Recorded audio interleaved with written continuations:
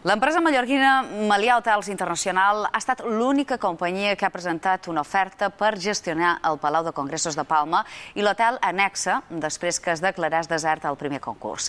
Si l'oferta presentada pel grup Melià compleix amb tots els requisits administratius, el contracte de gestió i d'explotació es podria signar a mitjans d'agost. Per fer-se amb la gestió, Melià haurà de pagar 8 milions d'euros per la concessió 40 anys, més una renda fixa de lloguer i un 15% del benefici operatiu cada any.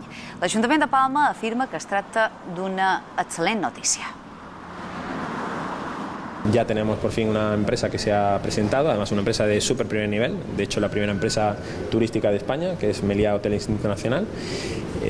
Nosotros seguimos manteniendo el mismo criterio de finalización, tanto en coste, que es muy importante con la situación económica actual, como en plazo. Por tanto, si todo va bien, en el primer trimestre del 2013 el Palacio de Congresos estaría ya a disposición.